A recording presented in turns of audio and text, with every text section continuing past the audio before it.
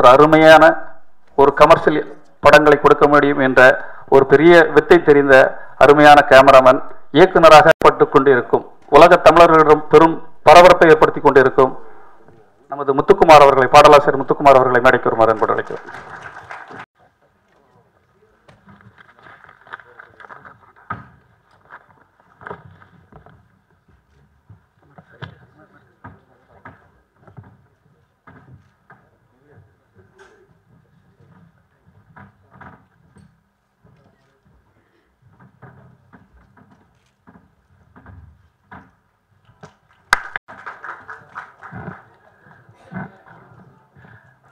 Sir, audio release trailer நீங்கள் எல்லாம் நினச்சிட்டு இருப்பீங்க. நிறைய பேர் சாதனைகள் நிகழ்த்திட்டு போயிருக்காங்க, எல்லாருக்கும் தெரிஞ்ச விஷயம்தான். அந்த அடிப்படையில் ஒரு குக்கிராமத்தில் ஒரு, அதாவது ரோடு வரகளில் படுத்து எந்த ஒரு யாருடைய பின்புலமும் இல்லாமல் ஒரு திரையுலகத்தில் எந்த ஒரு கெட்ட பெயர் யாருமே ஒட்டுமொத்தமாக சொல்லக்கூடிய ஒரு ஆள் யாருன்னா அது எஸ்எஸ்ஏ அப்படின்னு சொல்லிடுவாங்க. ஒரு இயக்குனராக மட்டும் வெற்றி பெற்றிருக்கிறாரு. நிறைய படங்களை அவர் ப்ரொமோட் பண்ணி கொடுத்துருக்கிறாரு. இப்படி பல இடங்கள்ல, அது இல்லாமல் பல பிஸ்னஸில் அவர் உள்ள இருந்துட்டு இருக்காரு. மண்டபங்கள் ஒரு அவருக்கு பேர்லலாம் இருக்குது. எல்லாமே நிர்வாகம் தெரிஞ்சவர். ஆனால் முதல்ல சார், அதாவது சின்ன வயசில் வந்து நம்ம அப்பாவை வந்து அம்மா அறிமுகப்படுத்துவாங்க, அம்மா வந்து நிலாவை அறிமுகப்படுத்துவாங்க, இதுதான் நிலாவை காட்டி சாப்பாடு ஊட்டுவாங்க. அந்த மாதிரி வந்து எஸ்எஸ்சி சார் வந்து நான் அறிமுகப்படுத்தினது இந்த ஸ்டேஜுக்கு கூப்பிட்றேன்னு வேணால் சொல்லலாம். நம்ம அறிமுகப்படுத்துகிறாங்கிறது வந்து அம்மாவை நான் அறிமுகப்படுத்துகிற மாதிரி இருக்காது. அதனால் வந்து ஃபஸ்ட்டு அவர் சாரை வந்து இது பண்ணிவிட்டு நான் கூப்பிட்றேன். வந்து நிறைய அவருக்கு வந்து என்ன ஒரு மிக பெருமை அப்படின்னு நான் நினைக்கிறேன்னா, இந்தியாவில் இருக்கிற எவ்வளோ கிரியேட்டர்ஸ் இருக்காங்க, இவங்க எல்லாத்துக்கும் இல்லாத ஒரு பெருமை அவருக்கு இருக்குது. என்னென்னா, ஒரு நம்ம தமிழ்நாட்டோட ஒரு கண்ட்ரியோட ஒரு நம்பர் 1 இயக்குனரை வந்து சிஷ்யனாக பெற்று, ஒரு நம்பர் 1 கதாநாயகனை மகனாக பெற்ற ஒரு கிரியேட்டர் வேற யாரும் எனக்கு தோணலை. ஒரு நிறைய பேர் உருவாக்கின டைரக்டர்ஸ் இருக்காங்க சார் மாதிரியே, நிறைய ஹீரோஸை உருவாக்கின டைரக்டர்ஸ் இருக்காங்க. ஆனால் அவங்க 2 பேரும் சேர்ந்து ஒரே ஆளாக இருந்தது வந்து எஸ்எஸ்சி சார் மட்டும்தான் நினைக்கிறேன். நான் எல்லாருக்கும் வந்து ஒரு விஷயம் தெரியும், நான் கேள்விப்படும்போது கூட நிறைய சொல்லியிருக்கேன். வந்து ஒரு ஒரு 9 o'clockனா 9 o'clock வந்தே தீரணும், அவ்வளோதான். அது எங்கே இருந்தாலும் சரி. ஸோ அவர் 10:30க்கு வந்துருன்னு சொன்னார்னா, எனக்கு வந்து நேற்று நைட்லேருந்தே 10:30க்குள்ள டிராஃபிக் எப்படி இருக்கும் இப்படி இருக்கும், கரெக்டாக போயிடணும். ஏன்னா வேறு எதுக்கு வேணால் லேட்டாக போகலாம், சாரோட ஃபங்க்ஷனுக்கு கரெக்டாக உள்ளே போயிடணும். ஏன்னா அந்த மாதிரி அந்த டைமிங்கிறதுல வந்து ரொம்ப பயங்கரமாக இருப்பார். நான் வந்து ஹாரிஸ் ஜெயராஜ் சார் கம்போசிங்கில் சில டைமில் உட்காந்துருக்கும்போது அந்த டைமில் இல்லை வந்து கரெக்ட் டைமில் வந்து சங்கர் சார் வந்துடுவார், கரெக்டாக வந்துடுவார், ரொம்ப பர்ஃபெக்டாக இருப்பார். என்ன சார் கொஞ்சம் லேட்டாக தான் வரலாமே அப்படின்னு எனக்கு இது வந்து ஹாரிஸ் சார் சொன்னார். வந்து கொஞ்சம் லேட்டாக தான் வரலாமே சார், ஏன் சார் வேகமாக தானே? இல்லை சார் நம்ம ஸ்கூல் அப்படி சார், எஸ்எஸ்சி சார்கிட்ட ட்ரெயின் அப் ஆகிட்டோம் அப்படின்னு சொல்லி. ஸோ அவ்வளோ பெரிய அவர் ஒரு வளரும்போது வந்து அதோட டைமிங் பர்ஃபெக்ஷன் அப்படிங்கிறது வந்து அவரை அடிச்சிக்க முடியாது. அவர்கிட்ட இருந்து தான் நிறைய விஷயங்கள் வந்து இன்னைக்கு இருக்கிற ஜென்ரேஷன்ஸில் இருக்கிற என்ன மாதிரி சின்ன சின்ன டைரக்டர்ஸுங்கெல்லாம் வந்து கற்றுக்கிட்டு இருக்கோம். நிறைய கதாநாயகர்களை, நிறைய டெக்னீஷியன்ஸு, நிறைய டைரக்டர்ஸை, ஹீரோயினை நிறைய பேரை அறிமுகப்படுத்தியிருக்காரு. நம்ம சின்ன வயசுலேருந்து இன்னமும் சொல்லப்போனால் ஒரு நான் சொல்கிறேங்க, நிறைய பேர் கத்தியில் வந்து ரொம்ப தைரியமாக டயலாக் பேசியிருக்கீங்க, ரொம்ப தைரியமாக டயலாக் வச்சுருக்கீங்களே, எப்படி இவ்வளோ தைரியமாக இருக்கணும்னு ஆக்சுவலி யோசிச்சு பார்த்தீங்கன்னா, இன்றைக்கி இருக்கிற ஜென்ரேஷன்லேருந்து ஒரு 20 years முன்னாடி போய் பார்த்தீங்கன்னா ரொம்ப தைரியமாக படம் எடுத்து யாருக்குமே பயப்படாமல் டைரக்ட் பண்ண, வசனங்கள் ரொம்ப கூர்மையாக வச்சவர் வந்து எஸ்எஸ்சி சார் மட்டும்தான். அது வந்து நீங்கள் வந்து அவரோட அந்த அந்த அந்த டைம் படங்கள்லாம் போய் பார்த்தீங்கன்னா கம்யூனிசத்தை வந்து சினிமாவில் வந்து ரொம்ப ஆணித்தரமாக சொன்னவர் வந்து எஸ்எஸ்சி சார் தான். அவரோட விஷயங்களை தான் நம்ம எடுத்துக்கிட்டு இன்றைக்கி ஜென்ரேஷன் சொன்னோம். ஸோ நாங்கள் வந்து ஃபஸ்ட் டைம் வந்து தைரியமாகவோ இப்படிலாம் சொல்லலை, எங்களுக்கு ஒரு வழிகாட்டியாக இருந்தாங்கன்னா அப்போ இருந்த பெரிய ஆட்கள் இருந்திருக்காங்க. எங்களோட நான் சினிமாவுக்கு வரும்போது நான் பார்த்து பிரமிச்சு இவ்வளோ தைரியமாக ஒருத்தர் சொல்ல முடியுமா அப்படின்னு ரொம்ப அப்படியே சில சாங்ஸ் எல்லாம் இப்போ வந்து பார்த்தீங்கன்னா கூட அப்படியே ரத்தம் கொதிக்கும். இதில் இந்த படத்தில் கூட இருக்குது, நான் இந்த படம் பார்த்துட்டேன் ஏற்கனவே. இந்த படத்தில் கூட நீங்கள் படம் பார்க்கும்போது அப்படியே உங்களுக்குள்ள ஒரு பாயில் ஆகும், அப்படியே இவ்வளோ அப்படி கோபம் வர்ற மாதிரி இருக்கும். எனக்கு அந்த உணர்வு வந்து கிட்டத்தட்ட ஒரு 20 years ஆயிடுச்சு. அந்த மாதிரி ஒரு ஃபீல் வந்து அது வந்து திருப்பி அவரோட படங்கள் பார்த்து தான். எனக்கு வந்து ஒரு 3 நாள் முன்னாடி பேப்பர் பார்த்தப்ப எனக்கு வந்து ஒரு சின்னதாக ஒரு அதிர்ச்சி இருந்தது. எனக்கு வந்து எஸ்ஐசி சார் வந்து இது என்னோட இதுக்கு மேலே நான் டைரக்ட் பண்ண மாட்டேன் அப்படின்றது வந்து கொஞ்சம் வருத்தமாக இருந்துச்சு. இவ்வளோ வயசுக்கு அப்புறம் அவருக்கு என்ன அவசியம் இருக்குது சொல்லுங்கள் பாப்போம். ஒரு ஜாலியாக போயிட்டு வீட்டில் இருந்துக்கிட்டு எல்லா கணக்கு வழக்கம் பார்த்துக்கிட்டு அப்படி ஜாலியாக இருக்கலாமே. இன்னமும் சினிமாவில் மேலே இருக்கிற ஒரு காதல் மோகம் அந்த வெறி மட்டும்தான். இந்த வயசில் ரிட்டையர்ட் ஆகிடுறேன், நான் வீட்டில் இருக்கேன், ஒரு சூப்பர் ஸ்டாரை நான் வீட்டில் வச்சுருக்கேன், எனக்கு போதும்னு ஒரு பேர குழந்தைங்களோட நான் விளையாடிட்டு இருக்கேன் அப்படின்னு இல்லாமல் இன்னமும் நான் சினிமா எடுத்துகிட்டு போய் இந்த சினிமா ஒரு எடுத்த கதைகள் வந்து நான் சொல்லாமல் என்னமோன்னு தெரியல. எவ்வளோ ஒரு ஃபர்ஸ்ட் படம் பண்ண ஒரு டைரக்டருக்கு என்னென்ன ஃபீல் இருக்கும், என்னென்ன போராட்டங்கள் இருக்கும், என்னென்ன பயம் இருக்கோ அவ்வளோத்தையும் அவர் ஃபேஸ் பண்ணியிருக்காரு நினைக்கும்போது ரொம்ப பெருமையாக இருக்குது சார். உங்கள் வயசுக்கெல்லாம் ஒரு இவ்வளோ பேர் வந்து பாராட்டுற அளவுக்கு என்ன மாதிரி யங்ஸ்டர்ஸ் வந்து என்ன மாதிரி சினிமாவில் வர்றவங்க கூட ஆச்சரியப்படுற அளவுக்கு ஒரு படம் எடுக்க முடியும் அப்படின்னு நான் படம் பார்த்ததுனால சொல்கிறேன். ரொம்ப இதாக இருக்குது. நீங்கள் வந்து இந்த படம் இதுக்கப்புறம் நான் டைரக்ட் பண்ண மாட்டேன் அப்படின்னு சொல்லி முடிவு எடுத்திருக்க வேணாம்னு எனக்கு தோணுச்சு.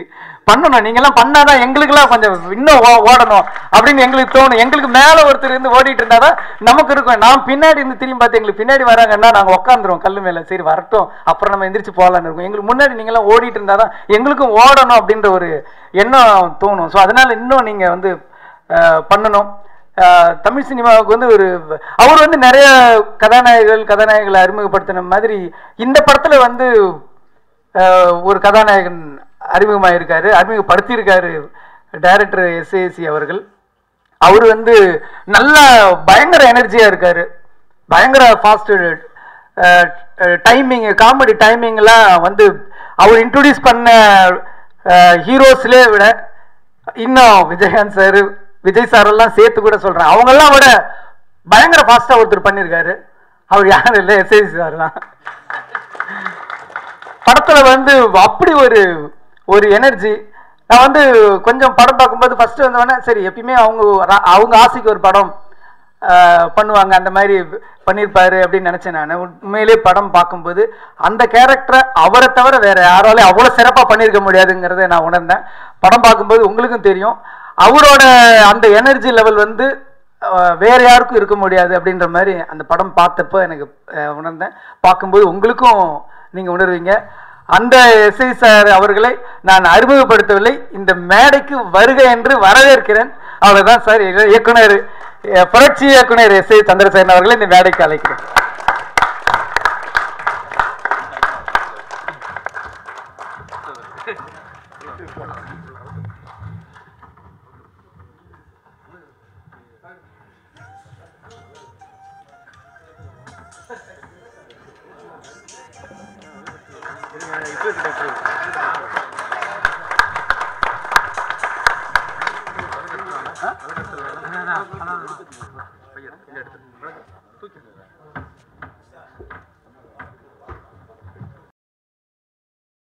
கண்டிக்கிறேன். அவர் இளைஞர் இல்லை, 100 படம் தயாரிப்பு பண்ண ஒரு இயக்குனருக்கு இருக்க திறமை அவருக்கு இருக்குது. அதனால் அவர் இளைஞரில் முதுமை உள்ளவர் அப்படின்னு சொல்லிட்டு, எங்கள் எஸ்ஏசி சார் பற்றி நாங்கள் எதுவும் சொல்ல முடியாது, எல்லாமே உங்களுக்கு தெரியும். அவரை உருவாக்குனாரு, இவரை உருவாக்குனாரு, அப்படி இப்படிலாம் சொன்னாங்க. இப்போ புதுசாக ஒரு சூப்பர் அணியை தமிழ் தயாரிப்பாளர் சங்கத்துக்கு எல்லாம் நல்லது செய்யறதுக்கு அவருடைய ஆசையுடன் அவருடைய முயற்சியுடன் உருவாக்கி இருக்காரு. அதுக்கு நான் அவரை மிகவும் என் உள்ளமாற பாராட்டி, இந்த படம் மாபெரும் வெற்றி அடைகிறது அவருக்கு மாத்திரம் பெருமை இல்லை, தமிழ் திரையுலகத்துக்கே ஒரு பெருமை. ஏன்னா அவர் பட்ஜெட்ல எடுக்கக்கூடிய மாமன்னர். அந்த பட்ஜெட் படத்தை சக்சஸ் ஆச்சுன்னா எங்களை மாதிரி தயாரிப்பாளர்கள் துணிஞ்சு வீடு மாத்திரம் வச்சிருக்கோம், அதையும் படையை வச்சு எடுக்கிறதுக்கு வாய்ப்பு கிடைக்கும். நன்றி. இந்த மாபெரும் வெற்றி அடைய நான் வாழ்த்துகிறேன், வணங்குகிறேன்.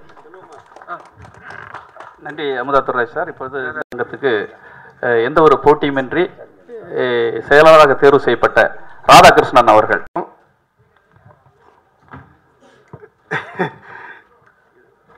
அதாவது நான் என்னமோ நிறைய படம்லாம் பண்ணியிருக்கிறேன், அதெல்லாம் பண்ணியிருக்கிறேன் அப்படின்லாம் முருகதாஸ் அவர்கள் சொன்னாங்க. நான் உண்மையில் முதல் படம் பண்ணும்போது எந்த மனநிலைமையில் இருந்தனோ அதே மனநிலைமையில் தான் இன்னைக்கு வாழ்ந்துக்கிட்டு இருக்கேன். இது வெற்றி அடைஞ்சிருச்சு, இந்த லாங்குவேஜில் பண்ணியிருக்கோம், அந்த லாங்குவேஜில் பண்ணியிருக்கிறோம், என்னைக்குமே என் மனசில் அது இருந்தது கிடையாது. ஏன் இருந்தது கிடையாதுன்னா, நான் எனக்குள்ளேயே நான் எதையுமே சாதிக்கலை. ஏதோ சினிமாவில் வாழ்ந்துக்கிட்டு இருக்கிறோம், சினிமாவை நேசித்தோம், அதை காதலித்தோம். அந்த தாகத்தில் சென்னைக்கு ஓடியாந்தோம், பட்டியாக கிடந்தோம், அதை கிடந்தோம். அன்னைக்கு ஒரு 40 வருஷத்துக்கு முன்னாடி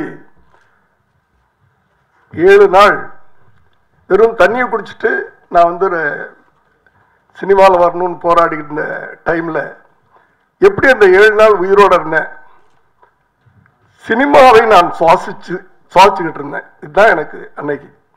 அந்த சுவாசம் நின்றக்கூடாது அப்படின்றது என்னன்னா, அதுக்காகத்தான் இன்னைக்கு நான் படம் பண்ணிக்கிட்டு இருக்கிறேன். அவ்வளோதான். என்னன்னா, என் சுவாசமே சினிமா தான். நான் சினிமாவுக்குள்ள இல்லைன்னா அந்த சுவாசம் நின்று போகும். அடுத்தது அவர் சொன்னாரு, நான் என்னுடைய இதை கடைசி படமா நான் அறிவிச்சிருக்கேன் அப்படின்ட்டு. ஏன்னா இது என் முதல் படமா நினைச்சு நான் எடுத்திருக்கிறேன். இத்தனை படங்களுக்கு பிறகு இந்த படத்துல தான் எனக்கு ஒரு திருப்தி ஏற்பட்டுச்சு. ஒருத்தன் சினிமாவில் இருந்தோம், சம்பாரிச்சோம், அதெல்லாம் இல்லைன்னு சொல்ல, எத்தனை பேரை உருவாக்கணும், ஒரு படைப்பாளின்ற ஒரு பெருமை, அந்த பெருமை தான் எனக்கு. இதை என்னுடைய இயக்கத்தில் கடைசி படமா நான் இதை அறிமுகப்படுத்தியிருக்கேன். எந்த நம்பிக்கையில், என்ன, என் முதல் படங்கள் ஒரு 10 படங்களை நான் வந்து தமிழ்ல டைரக்ட் பண்ண உடனே தெலுங்கு, கன்னடம், ஹிந்தி இப்படி பண்ணிட்டு வருவேன். முதல் 6 படங்களை நான் அப்படித்தான் பண்ணேன். இந்த படத்தையும் தமிழ்ல ரிலீஸ் ஆன பிறகு ஒரு ரவுண்ட் அத்தனை லாங்குவேஜ்லையும் பண்ணுவேன், கண்டிப்பா டைரக்ட் பண்ணுவேன். அந்த நம்பிக்கை எனக்கு இருக்கு. ஏன்னா அன்னைக்கு சரி இன்னைக்கு சரி கதைதான் ஹீரோ அப்படின்னு நினைக்கிறவன் நான். மற்றவங்களாம் அந்த கதையை ஒரு 50 days ஓடுற கதையை 100 days கொண்டு போலாம் ஒரு ஹீரோ, அவ்வளவுதான். அடுத்தது முதல் நாள் கூட்டத்தை வர வைக்கலாம், ஆனால் 2வது நாள் அந்த படம் ஓடணும்னா அந்த படத்துக்குள்ள நிச்சயமா கதை இருக்கணும், ஒரு நல்ல, அதுதான் முதுகெலும்பு. அந்த நம்பிக்கை அன்னையிலிருந்து இன்னைக்கு வரைக்கும் நான் வச்சுக்கிட்டு இருக்கிறேன். அந்த கதையை ஒரு ஹீரோவா வச்சு நான் படம் பண்ணியிருக்கேனே தவிர நான் ஹீரோவா இதுல இல்லை. சிலர் எழுதுறாங்க எஸ்.ஏ. சந்திரசேகரன் ஹீரோவா நடிச்சிட்டாரு. 75 வயசு, இந்த வயசுல 75 வயசு கிழவனா நடிச்சிருக்கிறேன். எனக்கு ஏற்ற ஒரு கேரக்டர், அவ்வளவுதான். அந்த கிழவனுடைய குறும்புகள், ஏன்னா எல்லாருமே வந்து சீரியஸா இருக்கணும்னு தேவையில்லை வாழ்க்கையில. சோகத்தை கூட சிரிச்சுக்கிட்டே ஏத்துக்கிறணும் அப்படின்றதுதான் என்னுடைய. ஏன்னா சந்தோஷத்தை கொடுக்கறது கடவுள் தான், சுகத்தை கொடுக்கறது கடவுள் தான். சந்தோஷத்தை கொடுக்கும் போது சிரிக்கிறோம், சோகத்தை கொடுக்கும் போது ஏன் அழுகணும்? எல்லாத்தையுமே கடவுள் தான் கொடுக்கிறாரு. 1 கோடியை கொடுக்கிறாரு, ஒரு படம் எடுக்கும் போது ஒரு 10 கோடியை கொடுக்கிறாரு, அப்ப நமக்கு சந்தோஷமா இருக்கு. இன்னொரு படம் எடுக்கிறோம், 5 கோடி போகுது, ஏன் அழுகணும்? அவர் தான் கொடுத்தாரு, கொடுத்ததுல கொஞ்சத்தை எடுக்கிறாரு. ஸோ ரெண்டையுமே வந்து சந்தோஷமா ஏத்துக்கிறோம்னு நினைக்கிறேன் நான். எத்தனையோ சோதனைகள், எத்தனையோ காலகட்டங்கள் வந்திருக்கு. 90ல நான் வந்து ஒரு முறை அப்போ டிசைட் பண்ணேன், நான் வந்து நம்ம டைரக்ட் பண்ணது போதும், சம்பாரிச்சது போதும், ப்ரொடியூஸ் பண்ணது போதும் அப்படின்னு ஒரு பாதி சாமியாரான. ஆனா என் மகன் அவர்கள் நடிக்கணும்னு வந்தார். நானும் அப்போ வந்து இருந்த டாப் டைரக்டர்ஸ் அத்தனை பேர்ட்டையும் அவரை கூட்டிட்டு போய், சார் நான் எவ்வளவு வேணாலும் செலவு பண்றேன், அவரை வச்சு படம் எடுங்க அப்படின்னு நான் கெஞ்சி பார்த்தேன். நடக்கல. வேற வழி இல்லை. ஏன் நம்மளே ஒரு ப்ரொடியூசர் டைரக்டர் புள்ள ஆசைப்படுறாரு. ஒரு புள்ள ஆசைப்படுறது, அவர் ஆசையை நிறைவேற்றி வைக்க வேண்டியது ஒரு தகப்பனுடைய கடமை. என்ன படிக்கணும்னு சொல்றாரோ அதை படிக்க வைக்கணும். இல்லை இந்த வேலைக்கு போறாருன்னு சொல்றாரோ அந்த வேலைக்கு நம்ம உறுதுணையா இருக்கணும். அவர் ஆசைப்பட்டாரு. மறுபடியும் நான் டைரக்டரா ப்ரொடியூசரா மாறினேன். அது ஒரு முறை. இப்ப மீண்டும் ஒரு திருப்தி வந்துருச்சு சார் லைஃப்ல. போதும், நீங்க சொன்ன மாதிரி ஒரு அழகான அருமையான ஒரு பிள்ளை இருக்கிறாரு, அருமையான மனைவி இருக்கிறாங்க, ஒரு நல்ல மருமக, பேரன், பேத்தி, சந்தோஷமான வாழ்க்கை. ஒரு கடவுள் நமக்கு திரும்பி பார்க்கும்போது அந்த ராஜகுமாரி தியேட்டருக்கு முன்னாடி, அப்ப இருந்த ராஜகுமாரி தியேட்டருக்கு முன்னாடி பிளாட்ஃபார்மத்தில் படுத்து கிடந்த எனக்கு இப்படி ஒரு வாழ்க்கையை கடவுள் கொடுத்த பிறகு நான் ஏன் சந்தோஷமாவே ஓய்வு எடுக்கக்கூடாது? அவ்வளவுதான். அதுவும் இயக்குனராக இந்த படத்தை நான் அத்தனை லாங்குவேஜ்லையும் பண்ணிட்டு ஓய்வு எடுக்க போகிறேன்றது நான் எனக்குள்ளே எடுத்துக்கிட்ட தீர்ப்பானம். ஏன்னா இளைஞர்களை வச்சு நான் படம் எடுத்தேன், இளைஞர்களை அறிமுகப்படுத்தினேன். அதுல மட்டும் நான் என்னுடைய வேகம் போகாது.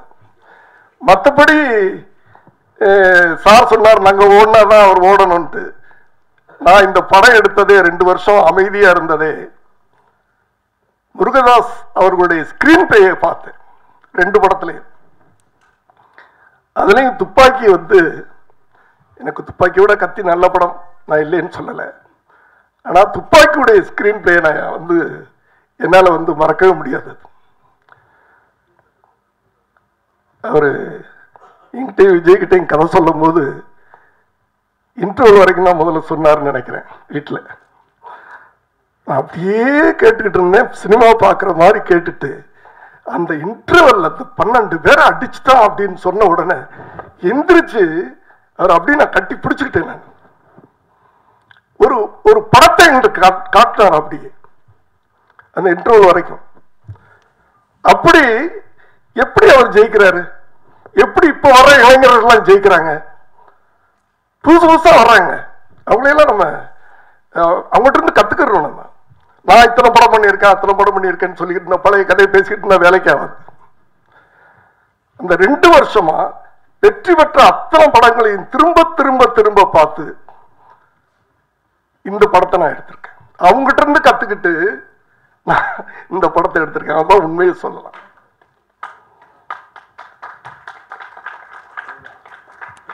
அதே மாதிரி நான் நடிச்சிருக்கேன்.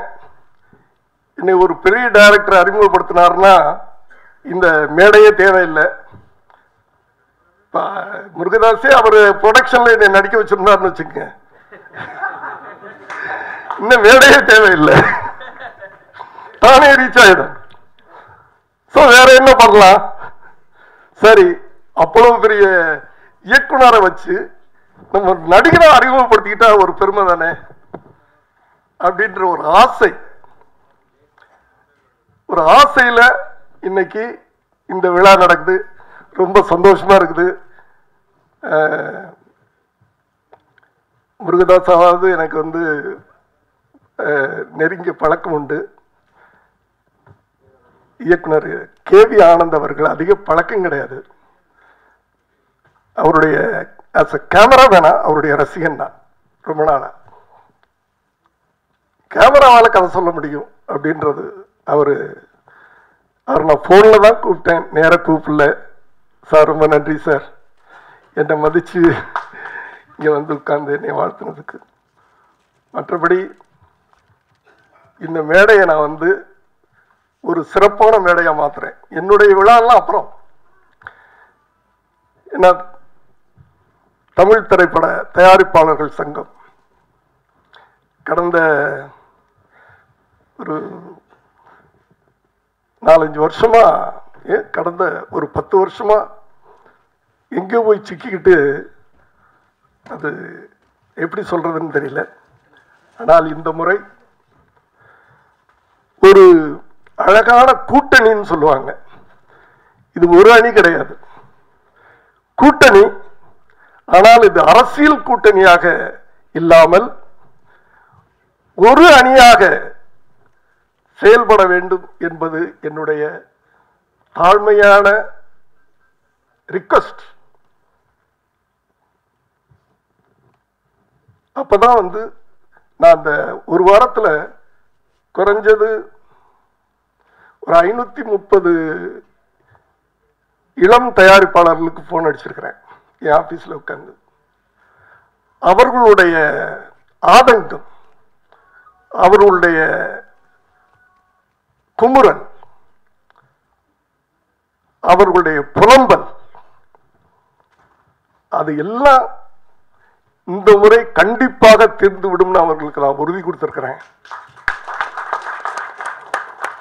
அந்த உறுதியை என்னால காப்பாற்ற முடியாது. நான் இந்த பதவியில இல்லை. இங்க இருக்கின்ற தூண்கள் அதை நிறைவேற்றினா, நானும் அன்னையிலிருந்து இன்னைக்கு வரைக்கும் நானும் ஒரு சிறுபட தயாரிப்பாளன் தான்.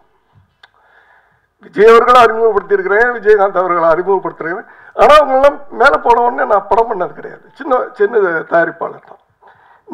இந்த படம் சின்ன தயாரிப்பாளர் தான். அதனால நானும் ஒரு சின்ன தயாரிப்பாளர். சின்ன தயாரிப்பாளர்களுக்கு வாழ்வு கிடைக்க வேண்டும். அதை நீங்கள்லாம் செய்யணும்னு நான் உங்களை அன்போட பணிவோட உங்கள் பாதம் தொட்டு கேட்டுக்கொள்கிறேன். உங்கள்கிட்ட நிறைய நாங்கள் எதிர்பார்த்துக்கிட்டு இருக்கிறோம். இந்த 4 வருஷமா செய்ய முடியல. அதெல்லாம் ஏன் செய்ய முடியல என்றதெல்லாம் வேற. அவர்களுக்கு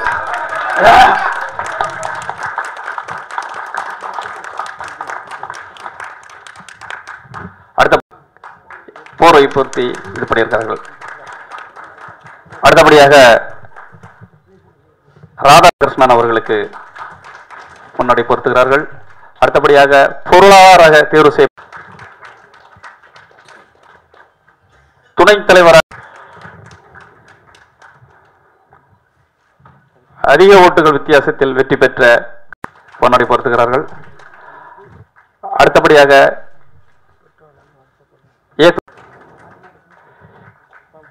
KV ஆனந்த் அவர்களுக்கு